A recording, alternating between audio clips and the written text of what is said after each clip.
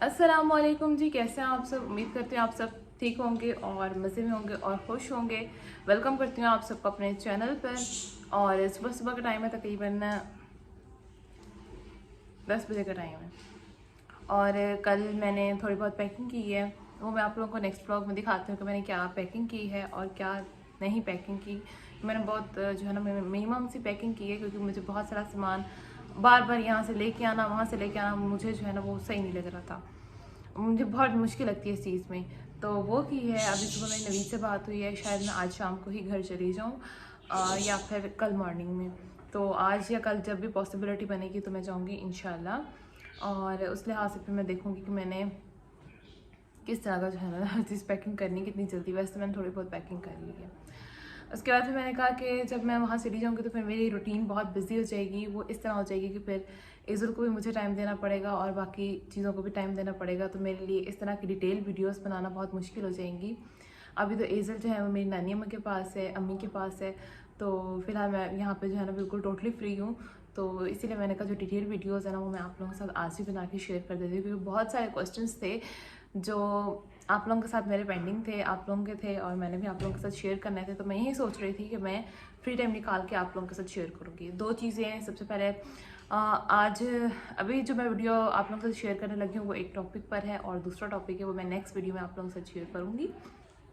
सबसे पहली बात ये, अच्छा मैं ज़रा ना टांग सीधी कर लूँ, इससे मैं थक जाऊँगी। और आज मैं अपने पुराने वाले रूम में आ गई हूँ। ये आप लोग देख सकते हैं, छोटे वाला रूम है। इसकी हालत भी आप लोग देख लें, क्योंकि यहाँ पे कोई भी नहीं आता।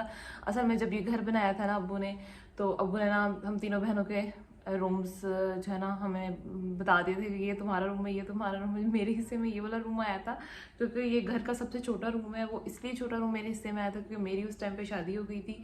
और ज़ाहिर उन्होंने कहा था कि आप तो कभी कभी आया करेंगी या रहने भी आया करेंगी, तो आपके लिए इनफ है। बाकी दो बहनें तो इधर ही होती है, तो उनको जो है ना वो बड़ा रूम दे देना चाहिए। वो जो है ना साथ वाला जिसमें मैं आजकल जो है ना प्रेजेंट वीडियोस बना रही होती है ना, वो मैं अपनी सिस्टर्स के रूम में बनाती हूँ। वो काफ़ी बड़ा रूम है, समझ लें हॉल रूम है। 3 कमरे मिला के वो एक रूम बनता है। तो जब हमारा डिसीजन हुआ था नवीद का कि वो यूके जा रहे हैं, तो मैंने अपनी सिस्टर से बहुत बहुत ज़्यादा रिक्वेस्ट की थी कि प्लीज़ आप लोग मुझे वो वाला रूम दे देना, प्लीज़ मुझे वो वाला रूम दे देना, बड़े वाला। क्योंकि फिर ये था ना कि नवीद मुझे टोटली भावलपुर ही शिफ्ट करके जाते हैं। मेरा सामान वगैरह भी हर चीज़, तो मेरा सामान काफ़ी ज़्यादा था, जो कि इस छोटे रूम में तो बिल्कुल भी नहीं आना था। तो मैंने उनसे रिक्वेस्ट करके वो रूम ले लिया। तो मैं उसमें ना प्रैक्टिस करने लग गई रहने की। तो मेरी बहनें भी मुझे देखती थी कि इसने तो हमारी ऐसी चीज़ पे कब्जा कर लिया। लेकिन खैर हो सकता है कि उनकी दुआ लग गई हो, मुझे दोबारा अपने छोटे कमरे में आ गई हूँ। वो इसलिए कि हमारे प्लान्स चेंज हो गए हैं।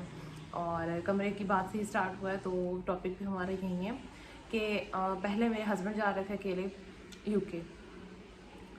और जैसे कि शायद मैंने वीडियोस में कभी शेयर किया हो ना किया हो, 2 से 3 चीज़ें हैं।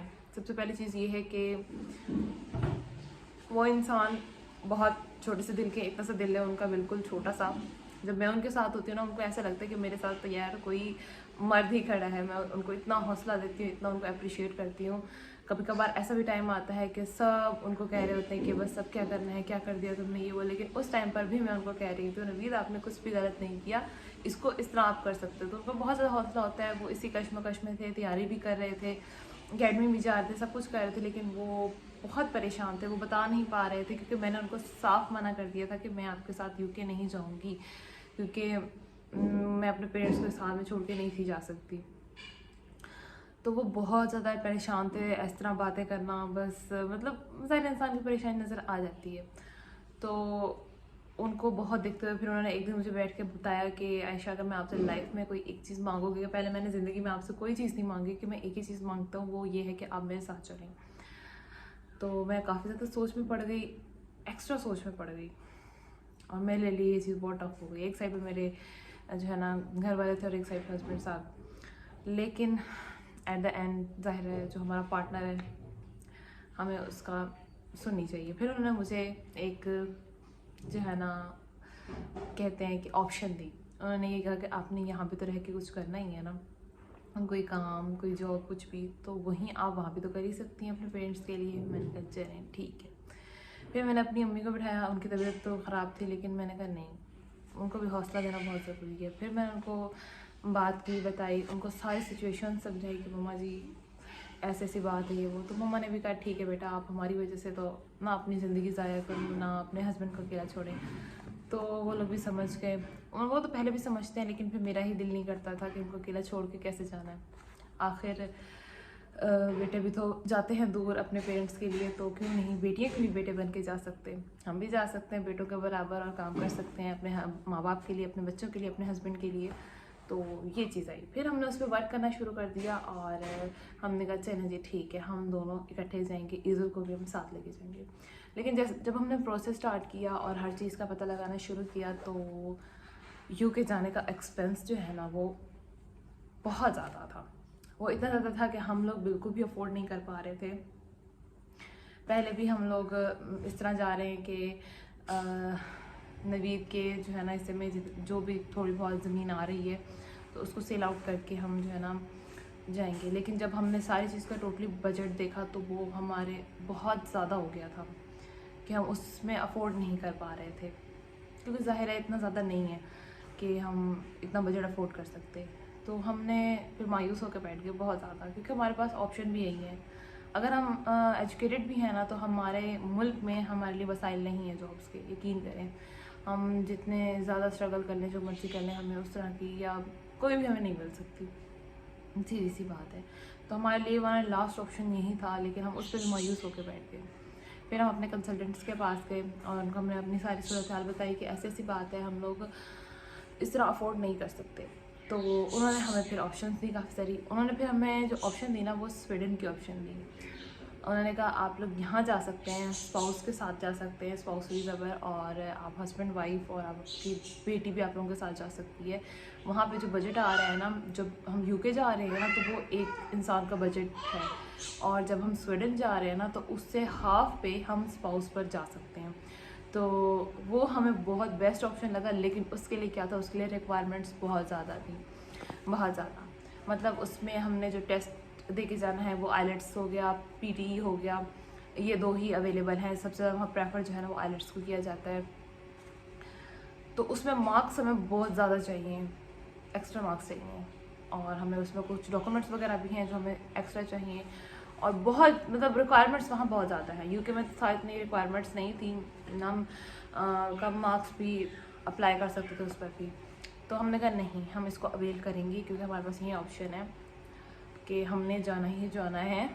फिर हमने क्या किया, फिर मेरे हस्बैंड ने ये कहा कि ऐसा करते हैं कि मुझे तो और भी बहुत सारे काम होते हैं, ज़ाहिर है बाहर मैंने ऑफिस भी जाना होता है, अपना काम भी देखना है, घर भी देखना है, बाहर भी देखना है, आना भी है, जाना भी है, और आप फिर इसमें ज़ाहिर रिक्वायरमेंट्स भी बहुत ज़्यादा है, डॉक्यूमेंट्स भी जो है ना उस पर बहुत टाइम लगेगा। यकीन करें एक एक साइन के पीछे में बहुत जलील होना पड़ा है। अभी तो शुरुआत हुई है, अभी तो बहुत देर है, मतलब बहुत लंबे प्रोसेस है इसमें, लंबे नहीं मतलब बहुत मुश्किल है। तो मेरे हस्बैंड ने कहा कि मैं इतना दिल लगा के पढ़ नहीं पाऊँगा, ना ही मैं स्टडी को इतना टाइम दे पाऊँगा टेस्ट के लिए, तो वो फिर आप कर लो। अभी मुझ पर तो इतनी बड़ी जिम्मेदारी आ गई, यकीन करें बहुत बड़ी। तो उन्होंने मुझे कहा कि आप करो। फिर उन्होंने क्या कि अपना अकेडमी से उन्होंने एडमिशन कैंसिल किया है और फिर मेरा एडमिशन करवाया है।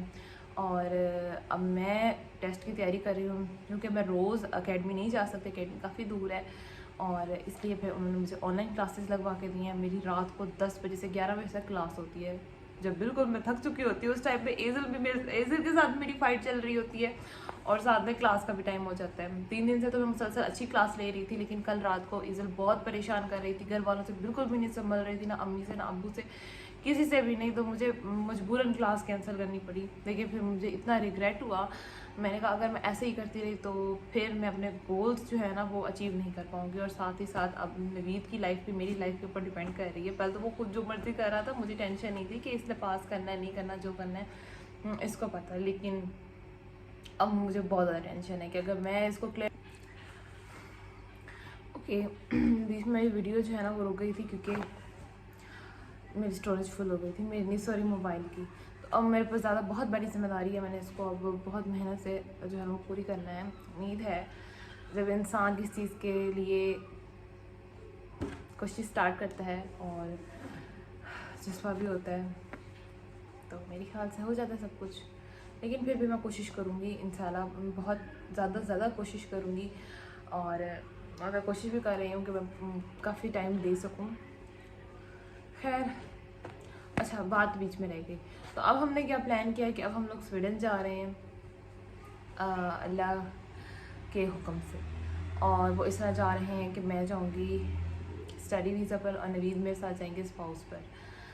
तो मतलब मेन एप्लीकेंट मैं होंगी साथ में और नवीद मेरे साथ जाएंगे। तो इस तरह क्या होगा कि मैं अपनी वहाँ पे स्टडीज़ भी कंटिन्यू कर सकती हूँ और नवीद को भी वहाँ टाइम मिल सकेगा। नवीद भी अपना जो है ना काम वगैरह को टाइम दे पाएंगे और साथ ही साथ हम अपना कैरियर अच्छे से बिल्ड कर सकते हैं। क्योंकि एक इंसान एक होता है, मतलब मुझे मेरे हस्बैंड ने एक बात की थी, उन्होंने कहा एक होता है, अगर मैं जाऊँगा तो शायद मैं इतना कुछ मैनेज ना कर सकूँ, लेकिन जो दो होते हैं ना वो हमेशा बहुत कुछ कर जाते हैं। और दो भी वो वाले जो एक दूसरे को साथ देने वाले हों, एक दूसरे को समझने वाले हों, एक दूसरे को हौसला और हिम्मत देने वाले हों, अप्रिशिएट करने वाले हों। तो उन्होंने कहा कि ये हमारे लिए इंशाल्लाह बेस्ट ऑप्शन होगी। और अब हमने तैयारी तो स्टार्ट कर दी है। मैं अपना स्टडीज़ पे फोकस कर रही हूँ। नवीद जो है ना वो सारे डॉक्यूमेंटेशन कर रहे हैं कंप्लीट। उनकी यकीन करें इतनी मेरी तैयारी में मेहनत नहीं लग रही जितनी उस बेचारे को जो है ना फाइलें इधर लेके जाओ, उधर लेके जाओ, इधर लेके जाओ। अभी हमारा 10% काम कंप्लीट हुआ है और आज 20% काम हमारा कंप्लीट हो जाएगा। उसके बाद अगर हम लोग यूके जाना था हमने, तो हम लोग जनवरी में हम लोगों ने चले जाना था। लेकिन अब क्या है कि तो मैं बैठ के थक गई। यूके जाना था तो हम नवीद ने जनवरी में चले जाना था, लेकिन हमारा स्वीडन का प्लान है। तो इसके जो है ना एडमिशन से स्टार्ट होंगे, पता नहीं कब से होंगे, 15 अक्टूबर से इसकी फाइलिंग स्टार्ट हो जाएगी और ये सारा प्रोसेस होता रहेगा। लेकिन जब हम लोगों ने जाना है, हमारा जो है वीज़ा वगैरह लग जाएगा, वो जाके लगेगा जुलाई या अगस्त में। मतलब जून तक हमें जो है ना पता चल जाएगा कि हम लोगों ने कब तक जाना है। और जनवरी में ये सारे एडमिशन्स मेरे ख्याल से बंद हो जाएंगे। हमने उससे पहले अपने नए डॉक्यूमेंट्स वगैरह जमा कराने हैं और टेस्ट भी दे के हमने क्लियर करना है। अगर हो गया तो इंशाल्लाह, ना हो तो ना सही। मतलब हमारे तो बहुत सारे प्लान्स होते हैं, हम ये भी कर लेंगे, वो भी कर लेंगे, यहाँ जा रहे हैं, वहाँ जा रहे हैं, लेकिन लास्ट में फ़ाइनल वही होगा जो अल्लाह ने लिखा होगा। अब हमें नहीं पता अल्लाह ताला ने क्या लिखा है हमारे लिए। जो भी लिखा होगा बेहतर लिखा होगा।